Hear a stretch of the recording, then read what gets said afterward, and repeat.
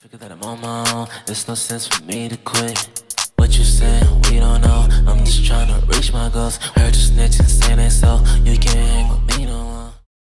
What's up guys, Christopher Productions here and I'm back with another amazing video, man. Now today we got body cam footage, reveals a 10-year-old killer, 10 years old, and he's a killer. No, I'm playing. Anyway, man, this is gonna be by EWU body cam, man. I actually got some reception from the last video that I did from these guys. Y'all said that I gotta do some more videos with this channel right here. So I'm gonna go ahead and leave the original video link in the description. And I have subscribed to this channel, so I'm gonna be seeing way more videos from this guy in the future. But anyway, without further ado, let's go ahead and get started. You shot your mom. Wow. Okay, the little girl. Shot his mom. Like, bro, I get like having a bad parent and an abusive parent. You know what I'm saying? A lot of kids, they be getting raped by their parents, you know, sexually harassed, abused, all that extra stuff. But to shoot him is crazy. I ain't gonna lie to you. He shot his mom. I have two little boys here down at my house. His mom's up there. He shot his mom with a 22. Joey, what's your last name? The neighbor is explaining Joey this. Hi. This is like a scene out of a movie. That boy just sitting there. I'm Deputy Stryker. Yeah. This is Captain No Ranker, doubt. okay? All right. What's your name? Joey McVeigh? Joy McVeigh. Okay. What happened, Joey?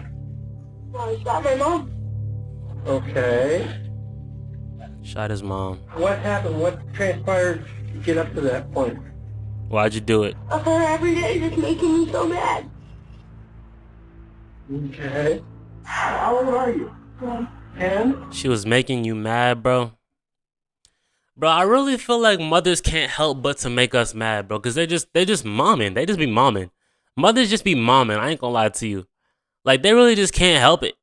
I don't, like, how does she make you mad? How? She took your game away? Told you to go to sleep on time?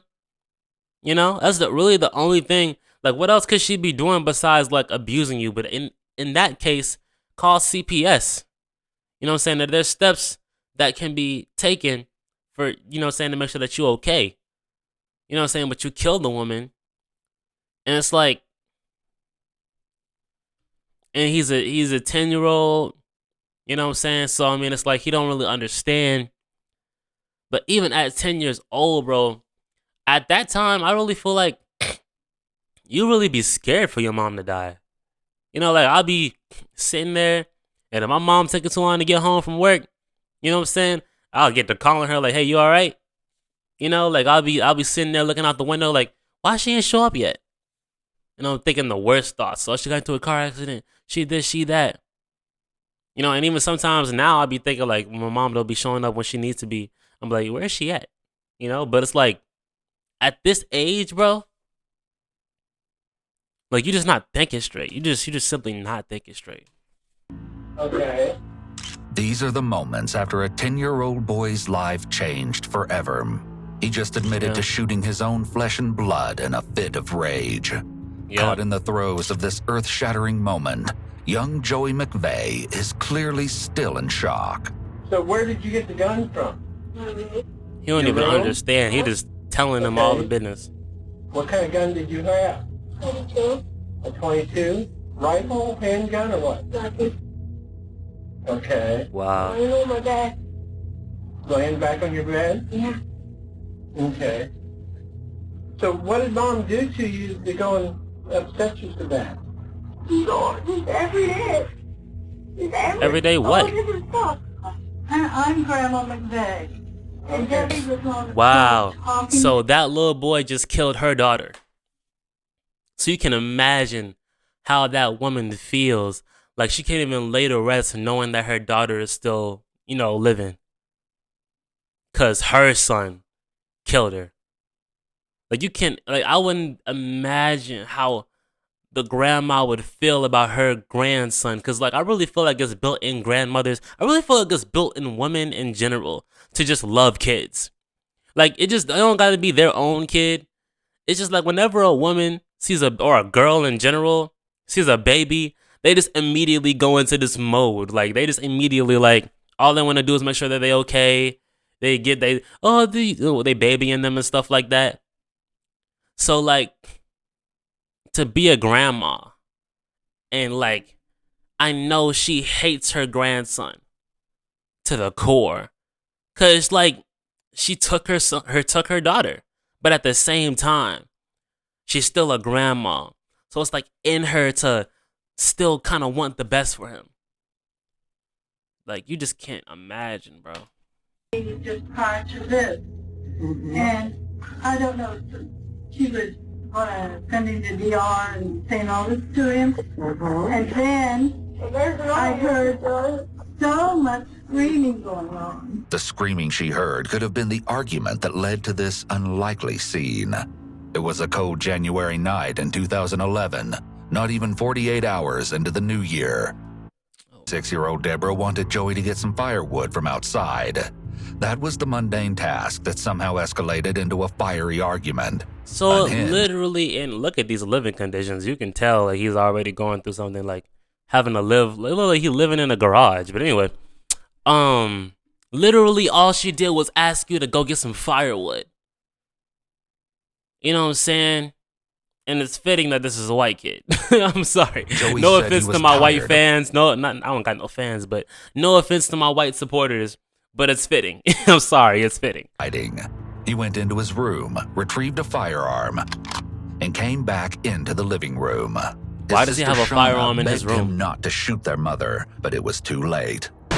Joey had made up his mind and shot Deborah in the head before leaving the house and alerting neighbors next door. In a panic, several of those neighbors dialed 911, calling Holmes County deputies to the scene. The neighbor kid just came down. I guess there's an emergency up at his house. We have the I wouldn't know how to feel about this. 911, what is your emergency?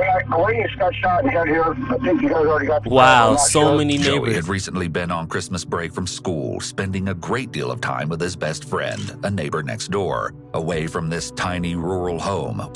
To any healthy family, the story behind this end to Deborah's abbreviated life would be unfathomable. And soon, police will learn all the details, which go much deeper than the story implies at its surface. Yeah, myself and Unit 5 are out with the suspect. Unit 22 is secured the scene. I'll give you an address where we're at if you can I get couldn't some longer. imagine this, man. They scour the scene, marking the floors for DNA evidence. The area is sectioned off, and the questions on everyone's mind will be asked out loud. And this is what we need you to do. Give a written statement, write out everything that you saw and everything you did, and maybe So, even hold on, is something that led that up to this. the Go ahead sister? and get a statement with her on. Okay, I'll get more. The answers to those questions would come in audio recordings, some of which you'll soon hear. Grandma McVeigh was there for one of those eerie sound bites with her grandson. You can hear the panic in Joey's voice as the reality of the situation unfolds. Are you all right, buddy? Yeah. I mean, I know you're not okay, you know what I'm saying? But Yeah, this is definitely like just mental issues, man. Like, it's easy to be like, why would you do that? Why would you do that? You're crazy. You're this. You're evil. You're that. But a lot of it, it's just coming from mental issues, man. Like, these people, they need help before this. You know, there had to have been signs. Always look out for the signs. I said this in the other video about the school shooter. Always look out for the signs, bro. He's drawing pictures of dead people. Take that seriously. He's talking to himself. Take that seriously. Whenever he gets mad, he throws the biggest outrageous fit over the littlest things. You might think, oh, that's just a bad kid, but nah, he going through something. He's going through something. And obviously it's so bad to the point where he felt like he had to take a life. Take this stuff seriously, dog. I just want to get a better feel on what happened and, you know, maybe why it happened. Well, I told all the other people that asked me. Okay. I didn't know anyone else even asked you any questions. One of the cops or whatever asked me, but is there any way I could... Because everybody want to know what's going You on. would take it till I could, like, be with her. Joey's primary concern right off the bat seemed to be leaving the house and living with his grandma. What's the Oh, he think he can get out of this. I can't even think what it's called. You know, like, what is it called? Where you're not. You don't even know. No, The attorney. whatever. Guy that like helps you and stuff. Like, Yeah, that's okay. The guy that helps you, your lawyer, bro. Oh man, bro, this is the worst position for him to put himself in. My DoorDash is on the way, but this is the worst position for him to put him. He don't even know what an attorney is. Talking about the guy that helps you. Come on, man. You want to feel sorry for him, but at the same time, you killed your mother. Like, Jesus. I don't know what to do. They can help you regardless of whether you talk to me or not. We don't expect you to know, Joey. How old are you? 10. You're 10 years old. 10 years old. I'm not going to treat you like an adult, like you know everything. That's basically why we're taking longer to see if you want to sign this or not. What happened today in particular, why you got so mad? Like, she calls me lazy. I hate when she calls me lazy because I'm the one that brings firewood in. I mean, when my dad was there. Mm-hmm. And I do a lot of things, but no, I'm the lazy one. So you do your chores around the house and... Yeah, today a piece of wood hit me right in the shoulder, and she's like, Man, okay, well, just... and parent, I know I'm pausing this a lot, and I be getting comments talking about I'm talking too much. Let me tell y'all something. This is a reaction channel, all right? this is a reaction channel, okay? I'm gonna react, okay? You're here for me to react. But anyway, parents, when y'all talking to y'all kids, y'all gotta pick what y'all say wisely, bro. Don't call them stupid. Don't be calling them out their name lazy, especially when they're young.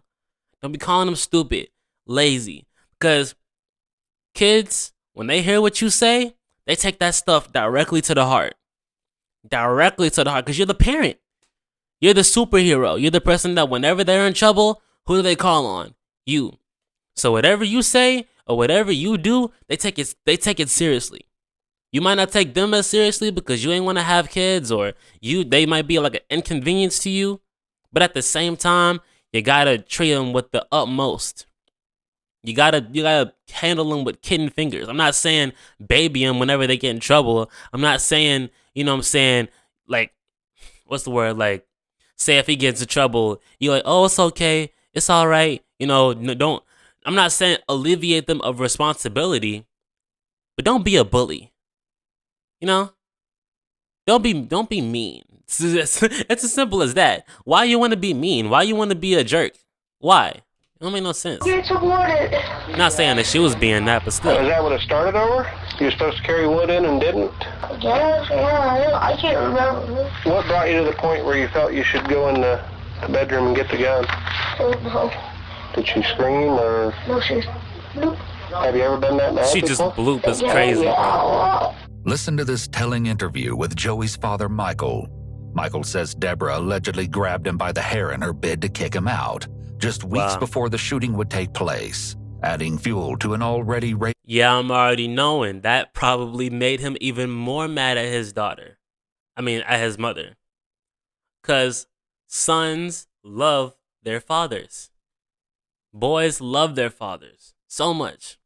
So if the dad leaves voluntarily, he gonna end up hating the dad. If the mom kicks him out, he gonna end up hating the mom because he feel like you took his dad away. Crazy.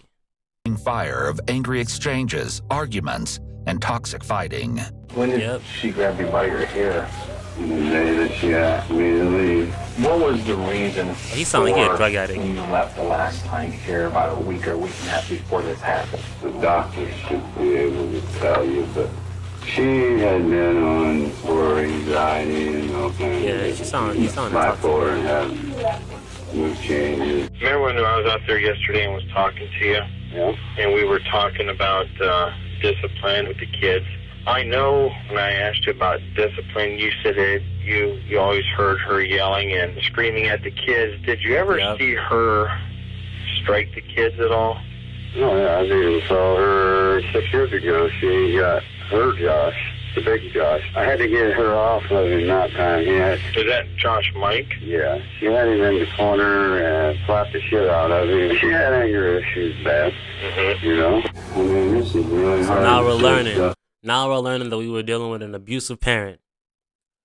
a verbally abusive parent and a physically abusive parent. And on top of that, she kicked the father out the house. So them kids have been angry with her from jump. Them kids ain't been appreciating her from jump. You know what I'm saying? And I don't know what the mentality is for parents to be treating their kids like that. You know what I'm saying?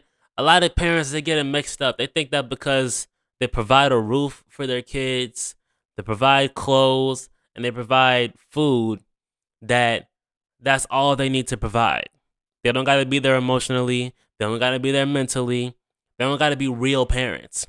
And I'm here to tell you, that's not how this works, bro. Your kids are human too.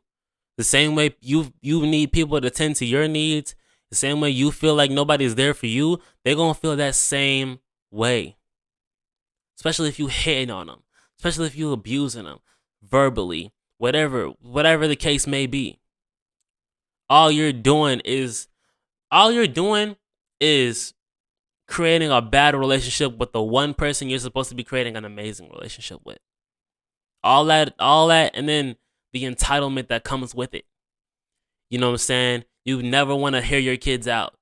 You know, you never want to sit there and connect with your kids because you feel like you always right. Just simply off the fact that you're their parent. You know, all you're doing is creating a situation where when they get older, they're going to want to move away from you. They're going to kill you. They're going to kill you. You know, there's plenty of cases where, you know, the person will be on not life support. They'll be on, what do they call it? Life insurance. The parent be on life insurance, and soon as when the kid can make it look like an accident, they kill him. And they get that life support check. You know? It's just how it goes. About her that other people are going to think I'm saying you're being mean. She was mean to the kids and me off and on. So you're saying Debbie was... We had two sides to it. Everybody does. Meanwhile, Joey had been spending Not a great everybody. deal of time with his friend Austin in his bid to escape the arguments. Joey spent the night with you last night? Yes. Did he say anything to you about his mom? Today, I guess, she asked me to do laundry. She got home, and they started arguing, and he picked up the gun and shot her. Joey had been showing signs of lashing out for years before the incident. In 2006, getting into an altercation with a bus driver, and then a year later at just 6 years old, using a dustpan to hit an administrator at his school. And by his own account, this wasn't the first time he'd been this angry. Have you ever And it been comes that from mad the home. before? Yeah, a lot. How do you feel now that things are the way they are? Bad. Do you feel bad that it happened, that you actually shot her? Yeah. Do you think it was worth it, He's even just though a you were kid, mad? man. No. Should anyone be shot or die? He's just a kid that was just going through it, bro. He's just a kid that was going through it, bro. You know what I'm saying? That's why I'd be so thankful that my mom parented me the way that she did. And she did not expose me to too much. You know, a lot of kids, they get exposed to adult things at a young age, and it screws them up.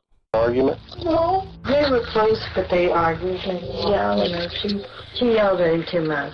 Grandma McVeigh seemed Yelled quite at him certain too that much. Deborah was over the top with Joey. But remember, Joey wasn't the only child in the household. There was also Shauna. Even she knew.